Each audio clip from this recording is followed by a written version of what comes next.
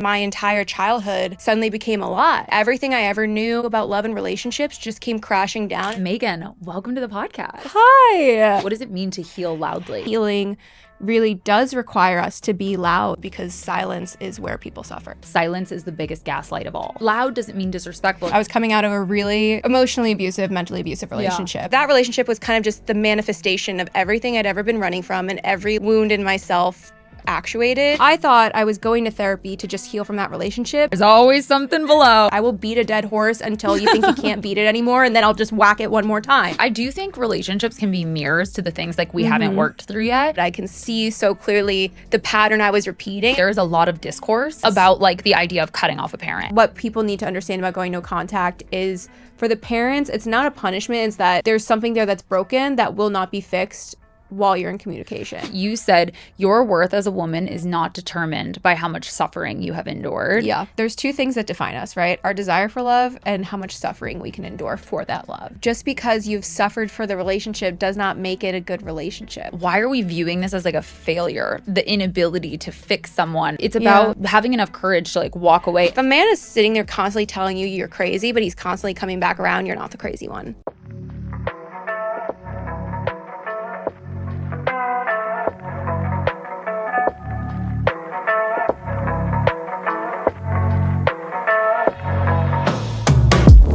You're listening to How I See It, hosted by Han. You guessed it, that's me. I am here to motivate and inspire you with guests from all different industries and backgrounds. So get ready for personal stories of success, of growth, full of highs and lows, and of course, unapologetic realness. This is How I See It. You guys, I am so excited because Meg Reynolds is here. She is the host of the Not the Girl Next Door podcast, aka the Tough Love Club. She talks about healing, relationships, moving through the ups and downs on her podcast. She's our people. She's our people. I'm so excited for her to be here today. Megan, welcome to the podcast. Hi. Oh my God, this was such a long time coming. I'm so glad we got to do it in person. Me too. It's such a blessing because we were going to do it virtually when I was still virtual. Yeah. And just kept getting pushed off. I was so fucking chaotic and busy. You're like touring around. like literally, I'm flying. So I'm here in New York until Tuesday, and I'm immediately flying to catch a tour bus and touring, and then get back to Nashville. And Saturday morning, I'm shooting Nissan Stadium for CMA Fest. That's so I'm awesome. just like all over the place. Yeah, I guess I should have said that too. Like, you're also a photographer. Yeah, I do you shoot everything. Like country music, everything. Yes. You shoot a lot, but like that's I do like a lot. I feel what you're touring my on. bread and butter is tour, photo and video, and also just like creative direction in general, So building brands for artists. And you know, I've done it for myself, so I kind of have that unique perspective of what it takes and like all the little details that, you know, people don't think of when they're building a brand. So cool. So cool. And I love your podcast. I think it's so cool. We obviously have very similar missions too. So I just feel like we clicked immediately. But something I saw on the Instagram for the pod when I was like prepping for the interview is that your podcast is for those who are healing loudly. Yes. That's so cool. What does that mean to you? What does it mean to heal loudly? So I mean, I'm going to go back into my lore a little bit here. Like when I started the podcast, Not the Girl Next Door, you know this, I was coming out of a really toxic, emotionally abusive, mentally abusive relationship. Yeah. And I have no doubt in my mind that if I stayed, I think eventually it would have turned to physical, unfortunately.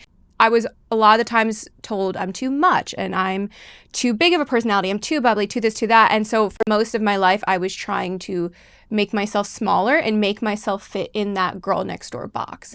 And the thing about me is, as I've gotten older, is I'm anything but that. Like, yes, I'm very like kind and personable and bubbly and big personality, but that's the thing is I'm also Sicilian, so I'm loud as fuck.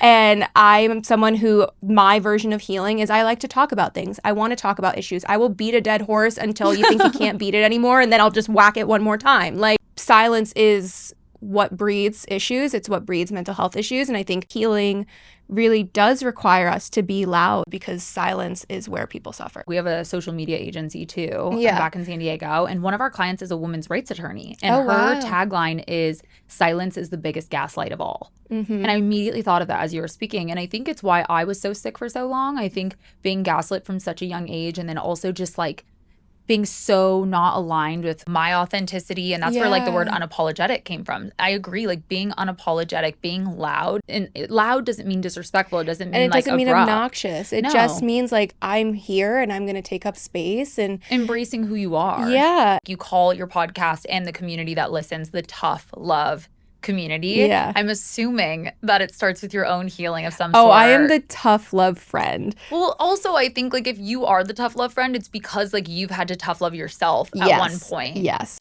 I grew up in a very tough love household, and there was definitely drawbacks to it, and there was definitely times that it went too far. However, I am grateful for the resilience that it taught me, and you know, I do bring that a bit of unfilteredness to my friends, and something I've had to kind of start saying to my friends is, okay, do you want advice right now or do you want me to just listen? Because I've had to recognize too, like, sometimes you don't want advice, you just want a bitch. Totally. Well, and I think healing, even to go further than that, I think healing is about having tough love with ourselves. Yes. A lot of, you know, the trauma and the things we've been through are of course valid, but I think we sit in the victimhood a lot. And so I think being able to give yourself some tough love in those moments and be like, yes, like this sucked. Yes, this was unfair, but also this is my life. Like, am I going to unapologetically, or in your case, like loudly move on and try to move on for myself? And I think that takes like tough love. Like, it's very hard to like move through that. It definitely does. And after my last relationship, I was 21. I had just moved to Nashville in August. We met right after Thanksgiving, so end of November. And I was in a very vulnerable part of my life. I had a lot of things that I had never healed from and didn't recognize as wounds. That relationship was kind of just the manifestation of everything I'd ever been running from and every like wound in myself actuated. And so my anxious attachment, just like my need for male approval, like every single issue was realized in that relationship. And that relationship destroyed me to the point where I was like, I can never let another man make me feel like this again. And so I literally called my now therapist the next day. We had our consultation. I was like, I can never feel like this again. So I thought I was going to therapy to just heal from that relationship. There's always something below. It's always. And so it's just been like digging myself out of this grave that I didn't even realize it was in. And so now that I am 27 and I'm 5 years removed from it, I haven't had an actual boyfriend since I've dated here and there. And I think this past year is me really like having come into myself, having found the confidence and like really moving past a lot of my issues in dating, because again, even though I healed, I was realizing I was still in certain ways repeating certain patterns. I'm assuming a lot of the wounds that you had to explore and the reason why you kept dating men like this. Oh, daddy issues. I never thought I would be the girl with daddy issues growing up because like, no, it's true because I grew up in a very, what you would think is a white picket fence household. Like my parents were married. Everyone thought they were like so in love and they just married young. And we had the cute little house in fucking Huntington, Long Island and the little backyard and the literal fence and the dogs and just everything that you think of the American dream. Yeah. Both my parents came from poverty. Like I thought we had the fairy tale white picket fence American dream life, and then like the cracks started showing when I was in high school and I started picking up on things. But when I was 19, literally days before my 19th birthday, my dad left, and it completely shattered everything. And then when I was 20, one of his alcoholic rages, he confessed about all these affairs. Some of them my mom didn't even know about, but my mom knew was covering for him most of my life. Wow. And was he an alcoholic your entire life? Yeah, and I think my mom protected me from a lot of it. My dad, you could say, was Peter Pan. My mom was Wendy, of just like anything she could do to keep the peace. And I love her for that, but also I recognize like that's a wound in her that she has to work on. Totally. My entire childhood suddenly became a lie. Suddenly everything I ever knew and loved and thought I knew about love and relationships just came crashing down, and I think it left me more broken and just unsettled than I realized. A lot of the stuff in therapy that I'm talking about is like how the body keeps the score and how like even if we consciously don't register or remember, like our body does. And so it sounds to me like even the pattern of like dating men that you're like having to take care of who are like, you know, abusive and not regulated. Like I could imagine like not only like having a dad in that environment, even if your mom was shielding you, like I'm sure you felt that energy. Oh, 100%. And also like she's staying. So I think like you perpetuating that pattern as well. And it was probably mirrored to you. It 100% was. And like, I think of all the things like my PCOS, like I developed at 14, hypothyroidism at 15, and like these metabolic conditions that I've been battling. It's only in the past, I want to say year and a half, that even though I work out consistently, I eat right, I'm finally able to like get my inflammation under control. And like I'm on the medications and stuff, like I'm on GLP. I do attribute a lot of that to also how I'm feeling in my mind and in my body right now. Yeah, totally. I feel the same way. Also, like, shout out to GLP. Love. Oh my God, too. yeah. Love I was it. so resistant for a long time. Me too. I was so judgmental of people who did it. For me, it was always like I worked so hard because I've battled eating disorders since I was a child. Yeah. Like just body dysmorphia really badly. And so I finally had gotten to a place that I loved myself. Even though I was like, yeah, I still want to lose a little bit more weight, I can truly say I love myself. So I didn't want to potentially do something that was going to fuck up my mind again. And so I think if I had done it sooner than I did, I would have fallen down that rabbit hole of just like upping the dose, whatever. But like I'm doing it right now. I'm monitored by my doctor. Like, no, it's great. I think it's great. And I think sometimes we sell ourselves, like, at least for me, it's been like this thing where, because I was also very scared that like, I was like, oh my gosh, this is so unhealthy that people are doing this, yada, yada, yada. And I just realized like, I feel good about like where I'm at with that kind of stuff, and like I can, you know, handle that stuff. But anyway, side note, I just think it's really cool though to see like that you've come like this far. And I can imagine that like going to therapy, that first appointment. I was in therapy for 2 hours every single week for like the first 6 months of therapy. And I think this is something I want people to know is like, it's going to take a lot longer than you think it is going to. I am 5 years removed from this relationship, and I'm just now able to start laughing about it and just now feel like it doesn't really affect me anymore. 100%. You quote unquote healed, but it takes more than just acknowledging things that have happened to actually move the needle. What do you think that was for you? Repeating the same pattern with like emotionally unavailable men that I was dating at the time, and in that kind of time of my life. And funny enough, now in the past month, 3 of the guys I dated from back then have all come back around like in this era. And I just look at each and every one of them now and I'm like, I care about you. Like I have a lot of love for you, but oh my God, I can see so clearly the pattern I was repeating. And like, so that gives me a lot of like peace and clarity of knowing I wasn't crazy. Because here's the thing too, like if a man is sitting there constantly telling you you're crazy, but he's constantly coming back around, you're not the crazy one. Like you're really not the crazy one. Yeah. And I, for so long, was like, maybe I am the problem. Maybe I am too much to love. And like, that's part of the healing out loud too, is recognizing like, someone will love me for all my crazy. So funny you say that, because I always tell my friends, I think girls are scared of being labeled as crazy too, because we don't want to be viewed as the sensitive, dramatic girl. And I always say that, like, if a guy likes you, he'll never think you're crazy. Oh, no. So it's so funny. My best friend is getting engaged tonight. I told you this. And by the time this episode's out, she will get the ring on the finger. But this relationship healed so much in her. He's made her the best version of herself. And I see the way he loves her. And I see the way he loved her when she was still in her like crazy, unhealed shit that we were dealing with in college. And he was so patient. He just had so much patience with her and just really loved her. And I love their love. And like, that's what makes me hold on to the faith and the knowing that I will find my person, because I see the way he loves her. And I know who she was. I would tell her to her face, she's fucking batshit crazy back then. Well, quite frankly, I do think relationships can be mirrors to the things like we haven't worked through yet. But like maybe you weren't even in a space yet until now to even like be in a healthy love or accept 100%. it. Because I know that you've opened up on your own podcast, and I would love for you to share here about kind of the healing journey you've had with the relationship with your dad. Yeah. So take me back. So you're in therapy, you start connecting the dots. At this point, were you talking to your dad? So we've had a strained relationship for many years, like probably since I was in high school. But it wasn't until I moved to Nashville and like I had the space away that it just really opened my eyes and I can have that worldview. He was drunk, and also my mom could no longer shield me, and she wasn't the therapist or the punching bag anymore. I was now. Well, and also you have more awareness because you're like seeing how it's playing out in your love life too. Precisely. And so last January, I hit my breaking point. I was like, I can't keep doing this. And so I went what I called low contact. So basically I was no longer calling him. I would answer his text just as like a, hey, I'm alive, and that's all you're gonna get. And then it just got to the point where I was like, I can't speak to you at all.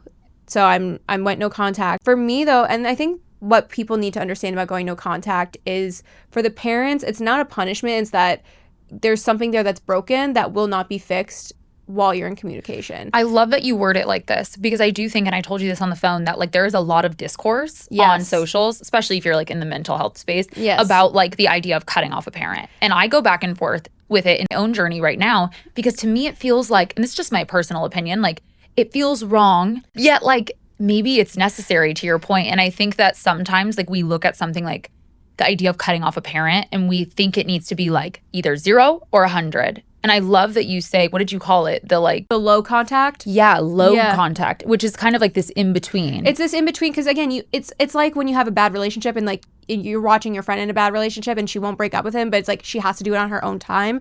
It's the same thing with going no contact. And the thing I say about no contact too is like it's not, because I've had some parents on TikTok and like just social media when I've talked about this be like, yeah, I'm so glad you guys are in contact again. Like, I hope my child will reach out to me again one day. And I'm like, in order for your child to reach out, they have to see that you're doing the work. My dad did the work. Like, my dad is still doing the work. He's not perfect, but he's doing the work to be better. Well, it takes like accountability and acknowledgement of boundaries and of what you've brought up. Right. And like, I do think, I guess to my point of like the discourse, I do think it's people being like, that's so wrong. Like, how could you do that? And I love that you define it as not a punishment, because I do think that parents who go through this, or honestly anyone who someone tries to like put a boundary with, thinks it's a punishment to them, when really it's an honoring of self to the person who's doing it. There's two things with this. Is one, like someone who claims to love you and actually loves you is not going to hurt you that way. Like that goes for friendships, that goes for romantic, that goes for family. Like you cannot claim to love somebody and then cause them such severe pain. And like that, full stop, like that is a hard line. The other thing with it too, though, is with the no contact is it doesn't have to be permanent. The reason it took me so long to do it is I was like, I can't imagine a world where I don't have my dad in my life. Like it was really hard for me to grasp. But then I would think of things like my wedding day. And I'm like, fuck, like I'm going to have to make sure he doesn't get drunk at my wedding. Like I'm not even close to getting engaged. But like the fact that I was always already worried about these situations. And so I wrote him a letter basically outlining here's everything. Like it was a Hail Mary, full, like one last ditch effort to salvage our relationship. And so I kind of accepted it could go either way.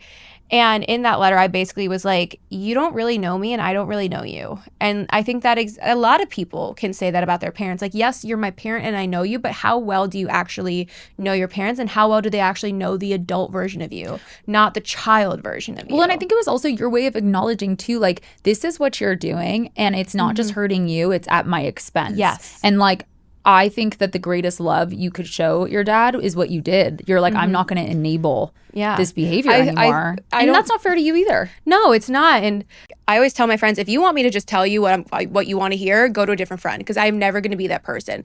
Good friends tell you what you want to hear. Your best friends will tell you what you need to hear. And you have to have that kind of relationship with people where they're going to tell you the hardest, ugliest truth that you need to hear, and know it's because they love you and it's coming from a place of love. It takes a lot of courage to do something like that. What was your mental health like at that time? Like, I can imagine it's freeing yet like very scary and triggering at the same time. It definitely was hard, and I had a lot of emotional days, but I think I just had a peace in knowing like I'm doing everything I can, and like this is on him at this point. Like, because I'd already been going to therapy, because I'd healed so much, I kind of knew like it's in his hands. Whatever he does with it, that is how it's going to be. And I have to hold my boundaries for my own sake. Like I could no longer let my life and days be derailed because he's sending me like a drunk text about whatever it is. And in your case, at least, I think this has probably been one of the most healing things in your journey, because you guys do have a relationship now, as you've alluded to. Yeah, he actually came to visit me in January, which was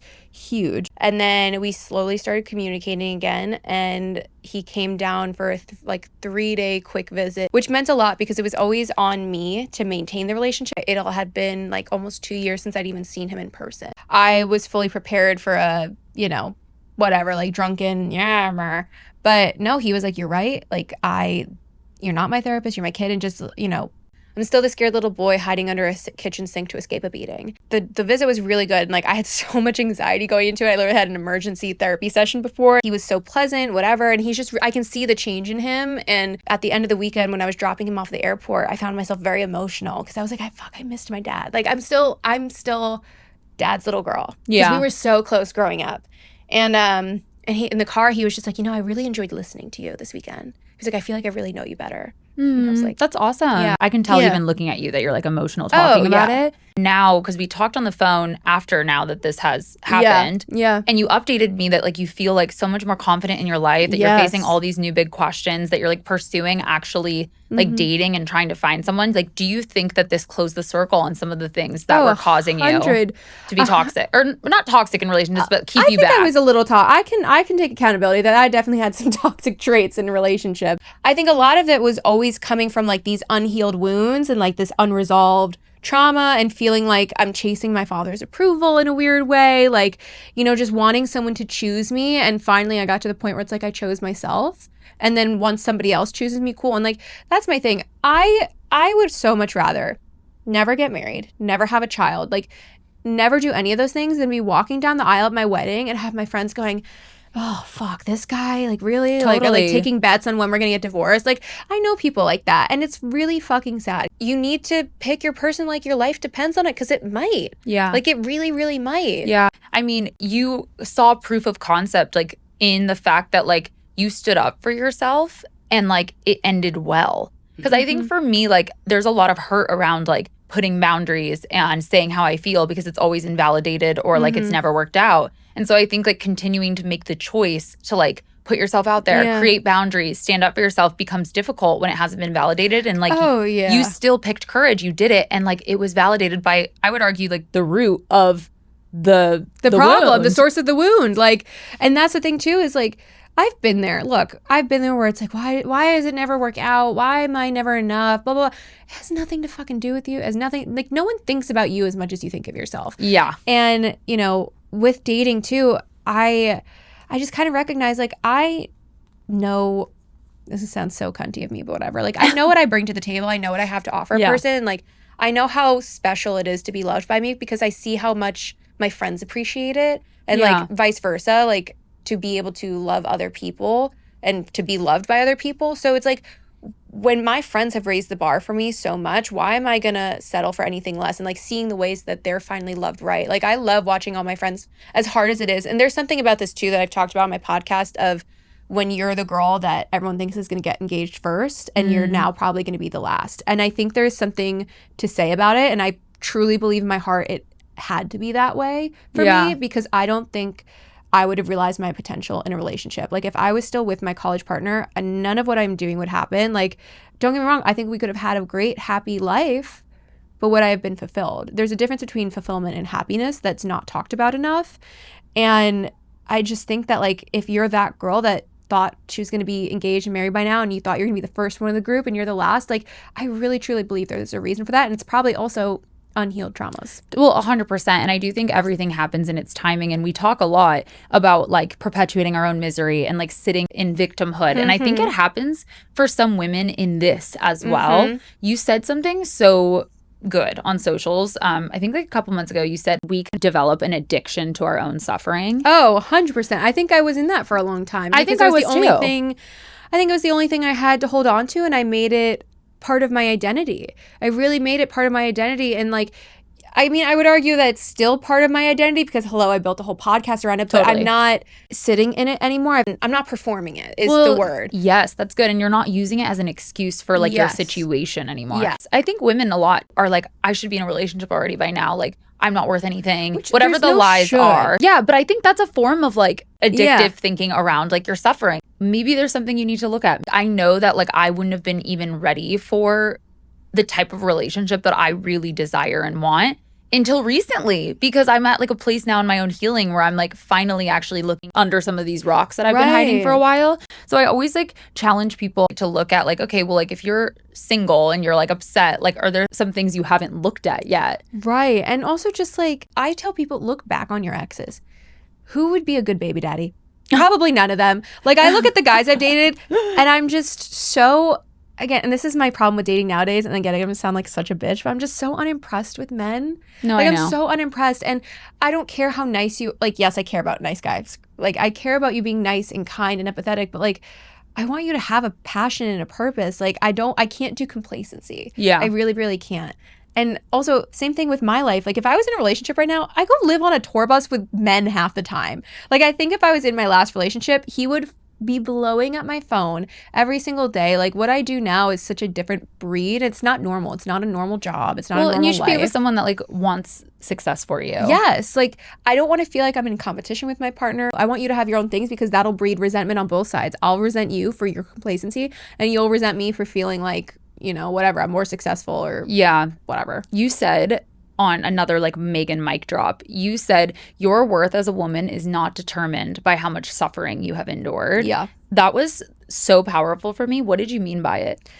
I think as women, like, you know, there's two things that define us, right? Our desire for love and how much suffering we can endure for that love. And just because you've suffered for the relationship does not make it a good relationship. Again, I think back to my childhood. I think back to my relationship. And I was just like, if I can just get you to like, and just trying to fit, you know, square peg, round hole, whatever analogy you want to use there. Like, we are just raised as women to think we have to endure. You don't have to stay until you're done with him. You don't have to just hit that final nail in the coffin. Like, look at me. I was 2 years post-relationship and I was still letting him torment me. Yeah. Because I thought, again, if I could just help him heal and be there for him and, oh, he's not a bad guy. He's just been through a lot. Like, you don't see what I see. I do think that women view men as projects, like myself included. I used to joke that I love a project. I used to joke I'm like Bob the Builder. Like I just wanted to fix people. And I think it's because I do have like a good work ethic and I do like to see things through. And I think that we're so used to, especially if you grew up in a home where, you know, it was more chaotic or you were going through childhood trauma, it's always at our expense.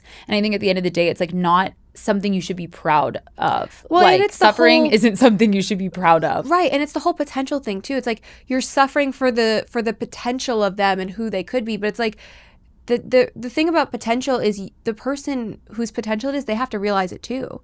And a lot of the times when we see a potential in somebody, and this isn't just romantic relationships, this goes for like giving advice to friends, that potential is what you would do in their shoes. Yeah. It's what you would do in the situation with the resources that they have at their disposal. It's like the same thing when you see the friend who's constantly complaining about their job or that they can't lose weight. And it's like, I see your potential. Are you going to do anything about it? Because the advice I'm giving you is what I would do. Well, yeah, and I kind of view it as like, maybe this is like a bad analogy, but I kind of view it as like, you can't fix something that's like not letting you pin it down. Like I almost feel like when you're trying to like cut a cat's nails or something, it's like, my dog squeals. Yeah, like try and cut his fucking nails. Yeah, like if you can't get a job done if like they're not sitting still. No. And I think a lot of times women get themselves in situations where they're like, I can fix him or I can make him see. I'm guilty of it. And at the end of the day, it's not. I think it's a rite of passage almost in a weird, fucked up way. There needs to be a reframe around like, why are we viewing this as like a failure? Like the inability to fix someone. It's about having enough courage to like walk away and set your whole thing with your dad, like have enough courage to set boundaries and like stick up for yourself. Like, because I do think for a lot of women, like it takes courage to flex self-worth. Yeah. Like it's harder for women to do that. And like that is an act of bravery for some people. And I want people to remember too, when it comes to like this all, like everything we've talked about today, like this doesn't mean like, yes, I feel the most confident in my skin. Like I feel like the best version of myself. This does not mean I don't have days where I break down and that I exhibit those old habits again, or that I make those same mistakes anymore. Like I still deal with emotionally unavailable guys. Like if I had $1 for everyone, please, I would never have to work again a day in my life. But like, I don't want people to think that means I never deal with these situations, because that would be so inauthentic. But what it means is that I'm, one, better at recognizing them, and two, better at pulling myself out of them. Yeah. And that is the key. And that's what healing is about. Is does not mean you're never going to go through something again. It just means you can actually get yourself out maybe a little bit sooner this time with a little less wounds on you. Yeah. I think moving forward in your healing journey is actually like lowering your rebound time. It's not like jumping over. It's like building stamina and building endurance in like a weird way. It's not like jumping over like, I don't know, like hardship. Like it's not like you all of a sudden are not going to experience triggers or toxic relationships or whatever. It's about decreasing your rebound time of getting stuck in a toxic spiral or getting stuck in suffering. Yeah. This is a prime example. It's like the ghost of exes past have come back, and one of them fucking lives down the hall from me now. Like I hadn't seen or spoken to him in 3 years. I get out of my car. I'm coming home from shooting a show. I'm like exhausted. The adrenaline's coming down. I get out of my car and I see him. I go, what the fuck? Just in my parking garage. And I go, what the fuck? He goes, sorry, I live here now. And I was like, you're fucking joking. On the same floor down the hall from me. Wow. Like, what are the odds? But it's interesting because I feel like it's almost like God, the universe, like putting your old habit in front of you. Yeah. So he asked if I wanted to get a drink. And I was like, I cannot right now. I need to edit and like process this. So couple weeks go by. I got a storage unit in my building because I have too much gear. And I go, this is a blue job. I don't want to move all this shit. So I asked him if he could come help me. He shows up with my favorite wine and ice cream. And I'm like, okay, weird, but okay. And we go. And so then we have this whole conversation, and he basically is like, I fucked up 3 years ago. Like, I've changed, I've healed, whatever. And again, the jump from like 23, 24 to 27, 28, like, that's a huge jump. That is a big. It is. So I was very open to, you know what, like, maybe this is why. Shocker, turn around. The walls go right back up. We made like little progress. The walls go back up. And so we have a conversation, and he basically is just like, it got real and I got scared. And I go, okay. That's all. Like, I'm not going to, and he was like, that's it. Yeah, like, that's where your work He was like, in. you're not going to yell at me? I literally said, I was like, I'm not going to beg you to let me in. I'm not going to beg you to give me your time. I'm not going to beg you to do anything. Like, you're not ready. Like, this scared you? If you can't handle your own shit, how are you going to handle my shit also? Yeah, well, and I also just think, like, it's a perfect example of, like, old thing from the past popping up, like, the same trigger, the same thing you would normally subscribe to, and you got to flex, like, this new version of yourself. With each of them, like, one of them, same thing. He's like, he basically was going to be 45 minutes late to pick me up for dinner. I said, don't bother. Again, I would have been like, oh, it's okay, still come. Or like, oh, we can reschedule. No. You're like, I shouldn't have done this anyway. Like, yeah, it was more of like a, but yeah, we can catch up. Like, it wasn't even thinking of it any sort of way. Again, feeling in the past, I would have still fed into that and still allowed it to happen. I was just like, there's nothing. I was like, I don't hate you. There's just nothing left to say or do here. Well, like, and I think it's so beautiful and like really a testament to like what doing the work looks like. Yeah. Because I do think even like now knowing more of your story, it's like so obvious why you would have given into like the validation, like why you would have given into like wanting to fix them. And like you've kind of healed and addressed those things. So like you don't feel a need to like feed into the toxicity anymore. I don't. It's kind of boring. Like, I'm sorry, dating was so much more fun when I was toxic and like chase. Like, well, and that's like the fake. That's like the fake fun, right? It's the fake fun. It was like, oh, I had a lot of fun, but it cost me my mental sanity and health. Like, dating. I said this on the podcast, and people ate it up online. I was like, dating is more fun when you're fucking stupid, and it's true. It is, because it's, what does this text mean? I'm confused. Does he like? You're not confused. Like, come on. Like, if you're confusion is just dysregulation in your body, and like it's okay if you do feel that feeling, you should be able to address it. Yeah, or confusion is could also be like avoidance of reality. It's the whatever lie or story we've told ourselves. It's the cognitive dissonance, words and actions not aligning, like so many things with that. And it's not fun anymore. I'm like, okay, I don't have time for this. If I have a crush, that means I'm not busy enough. Like, I have too many things I need to accomplish. But I do think that's like the thing about like love and relationships, right? Especially for women, is like we've been sold that it's supposed to be this like intense fairy tale all the time.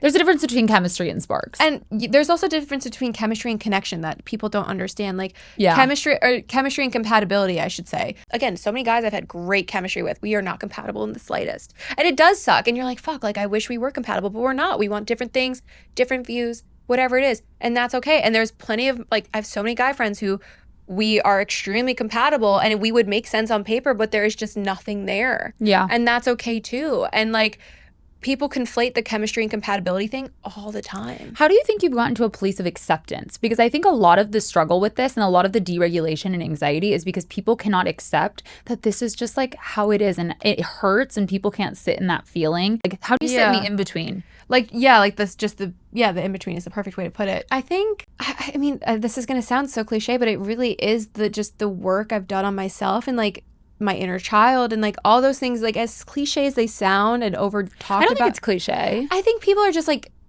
they hear that conversation of love yourself first, and people roll their eyes and just are like, next. I don't like that advice, but it's like, it is true. And I recognize that I've built a life for myself that this is not my dream life. And that sounds horrible to say, but it's become my dream life because I didn't know I wanted it and I never knew I could have it. And so I think because of that, and I've allowed myself to have just this more open mind, it's made me realize there's more to life than the love of a man.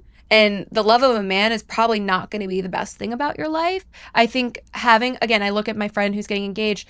He has absolutely added so much to her life. And I love the life that they have built, but they still have their individuality. And like, I adore that about them. I don't want all this work to have been for nothing. And so I've gotten myself to a place where I am the kind of partner I know I want. Yeah. And I think that's the thing too for a lot of people is people will list these qualities they want in a partner and they don't exhibit any of them themselves.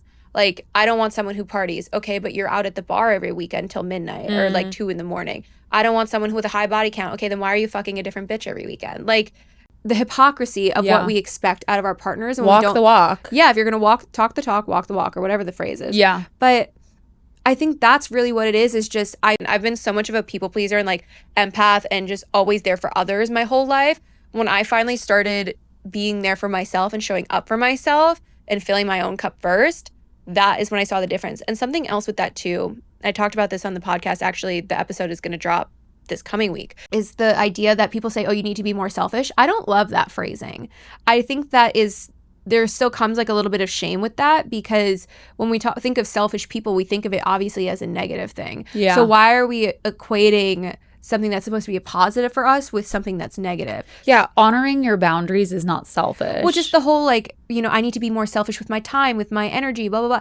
It's not selfish to be protective and like reclaim some of it. What becomes selfish is when you start putting yourself before others in a way that's like you're hurting them and disappointing them, and like you're not showing up for them when you say you will. Yeah, it's not selfish to care for yourself. It's not selfish to like get to know yourself. Right. And like I've also something too about getting comfortable with the in-between is like I've gotten comfortable with being alone. Yeah. And like, there's a difference between, oh, you've been alone for 6 years, like I'm used to being alone, versus being like, I enjoy being alone. I'm enjoying this part of my life because I know I'm going to miss it when it's gone. Yeah. And I'm appreciating that I can flit off to New York whenever I want and split my time here while I can. And I can go on tour for 2 weeks at a time and not have anyone to answer to other than my dog. And he's very pissed at his mother. But like, I don't have anyone to answer to right now. Yeah. Because there's also, I think, a misconception with relationships that this person is just going to like fit right into your life. It's going to require a little bit of reworking your life. You should never sacrifice your routines and things like that, but you have to accept that dating is going to cause a little bit of irregularity in your routine. Well, it requires compromise. Yeah, you have to compromise and prioritize this person. And so that's the thing too I've recognized is guys can, and this is with dating in general, like someone can like you and they're just not willing to prioritize you. Two things can be true at once. It does not mean that they don't really like you and don't really enjoy getting to know you. They're just not at a place where they're willing to prioritize a relationship, and that's okay. Yeah, I think the lack of acceptance in the in-between is really more so about the fact that like we all just kind of want shortcuts, whether it's like a relationship, whether it's our own healing. Like we can't sit in the surrender of like what is required to actually be able to like work through things. And so like, no, it's true. No, it's true, because I call that the microwave versus the crock pot. Explain. So I talk about it typically in relationships, but this can go for all things in life. The microwave relationship versus the crock pot relationship. Like growing up, I remember my mother, she would put whatever it is in the crock pot and 8 hours later it's ready. Yeah. Versus the microwave, we're roasting whatever, 2 minutes, 1 minute, 30 seconds. Like people want everything so instantaneous now, especially with dating and relationships. They want to just skip all the hurdles and skip everything that truly makes a great relationship great. Whereas the best relationships are the slow burns. They're the ones that you have hurdles, you take your time, and just, my other best friend, I was with her when she met her now boyfriend, and it was like 6 months till they put a label on it. And like, because she was busy, he was busy, and like they were just genuinely taking their time and getting to know each other. And like, people have all these rules with dating. If he doesn't ask you out in X amount of time, and like, don't get me wrong, I am the same way, but I think there's something to be said about the best relationships that came out of this slow intentionality. Well, I even look at like healing too, and like really working on yourself. It's like, I feel like it's very uncomfortable to sit in the feelings of like exploring your past. Look at me. Yeah. How many years has it taken me to get to this place? It's not, you don't go to therapy, hit whatever button and poof, your problems are gone. Yeah, well, and I think that's the problem. It's like, it's the lack of acceptance is really, like I said, just this wanting a shortcut to not having to feel uncomfortable. Yeah. And this is why I always say, like, you have to get uncomfortable for the sake of real comfortability. Like, you cannot expect changes in your life, like your ultimate desires, to be fulfilled if you're not willing to sit in the discomfort. They're required. No good thing in life comes quickly. It does not come at the touch of a microwave button, unfortunately. As much as we would all love that, like, it's a lot of times a very slow burn, like hard work, a lot of care and time and attention put into things. People want things too instantaneous because it keeps the attention off themselves too. They can look outwards and instead of looking inwards. And I think something else I always say is people live very fear-driven lives. Like people act out a lot from a place of fear, and I think that's why people settle with the first person. Totally. And, you know, they stay in that job or whatever it is. We're designed, we're wired and raised to go from this place of fear, but I don't want to live like that anymore. Yeah. And I think it's a very freeing thing. Well, and I think it's an illusion to believe that living out of fear is going to like make you happy. And most people, it's not conscious. Well, it's not. And I think it's a solution to feeling comfortable in like a very uncomfortable situation. But then there's a lot of confusion because you're like, why am I still uncomfortable? Precisely. And I think discomfort is required to be able to move forward in any capacity. 100%. I fully agree with that. If someone was listening right now, and even like someone like me who's been through a lot with their family and they are like considering putting boundaries up, they're scared to maybe like potentially permanently cut out or not permanently cut out a parent, like what would you say to them right now? Oh, God. I'm going to go back to when I first moved to Nashville, and bear with me on this. When I first moved to Nashville, I passed up going to law school. And it was a crazy thing. I had a scholarship back to Syracuse Law, and I was just like, give me 1 year. Like, give me 1 year to try this thing out, and if it doesn't work, then I can go to law school. And, like, I can study for the LSAT, maybe get a full ride to a better law school, whatever. Because I didn't do it right. It was COVID. I studied on my own in 2 months. It was a whole thing. But my thing is with that, and why I bring that story up, is because had I kept going on that same path, nothing would have changed in my life, and I probably would have gone down a path of even more destruction. So what I would say to people is like, you know, you can always come back to this path. You know this path is going to be here. It's the one that you don't know that may not be there. You may not have this chance again to try something. Yeah, that's so good, because I do think sometimes we get stuck because we think that our decisions are like permanent almost. It's better to be an oh well than a what if. Well, and you can change your mind. That's what I always say. Yeah. You're allowed to change your mind. That's why it's an oh well of like, oh well, I tried it didn't work, than a what if, because you can sit here and what if your way through the rest of your life. I'd rather be like, oh well, that didn't work. Okay, next. Yeah. Like that's what I would say. Just say oh well instead of what if. What's the next chapter of your healing right now? What is coming up for you in this moment? Well, like I said, I'm splitting my time between Nashville and New York, and I'm just trying to figure out what this is going to look like, what I want it to be, what the goals are. Like I kind of haven't, I'm in a big question mark. Like 27 is just my year of the question mark. It's also my year of whimsy. That's been my word of the year, is just whimsy. Like I love that. I have my needlepoint bags with me. Like I'm so into needlepoint right now. I'm dead. It's so calming, so good for my anxiety, especially when I look at screens all day for work. Like, obsessed. I actually got my best friend on it, but leaning into the I don't know and starting to really remind myself, like taking my own advice of defining success for myself, because I'm not a corporate girl anymore. This is my life, my business. So what is that success going to look like to me? Also working on my book, and finally, I always have said I'm going to put out the book, but like just actually writing it and working towards it. And again, it's been a decade in the making, so it's time. Yeah. And I just need to confront it because it's a very personal story. So it's and it sounds like you've really embraced like the question marks. And again, like to our point, like question marks cause anxiety. It's usually kind of fun, honestly. Like now that I've gotten over that fear, you've chosen to look at it as like freedom rather than because I'm not going to get this fear. Time back. Like it's weird. Like your early 20s, you're still a fucking baby, right? You don't know what you're doing. You don't know your left foot from your right. Like you don't know direction you're going.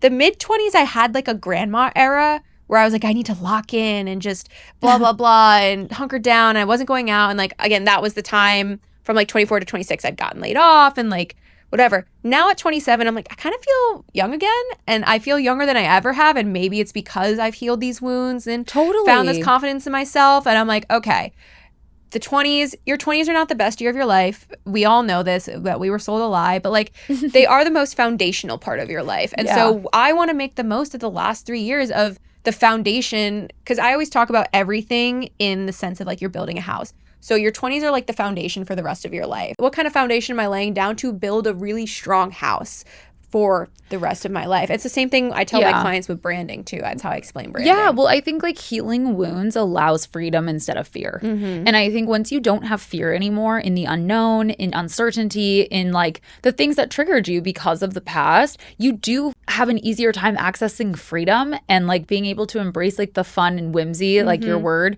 of like the mysteries of life. Yeah, exactly. Because I used to be so scared of like not knowing, and it's something I'm really working on. And like I, for the first time, have now been able to like look at the gray space and not be like, well, that doesn't make sense. Like nothing is black and white in life. Ugh, I've had to get the worst. Something I said on the podcast too, and that I've gotten comfortable with is like the only thing that is black and white about your life and relationships in your life is that when you meet somebody, they will either be in your life until the day that you die, or at some point you will have your last conversation with them and you probably won't know it's your last conversation. And so that's gotten me really comfortable with the idea of people are going to come and go in my life, and that's okay. Yeah. And so that's kind of how once I realized that, I'm like, everything else is just a shade of gray. I love it. I love it so much. Thank you so much for coming on. I'm so glad we got to finally do this. I know. Okay, so I ask everybody at the end of every episode, last question, looking back at everything you've been through, obviously you have so much to go, but like looking back at everything you've been through and actually overcome and the things that you've worked through and the boundaries you've set and like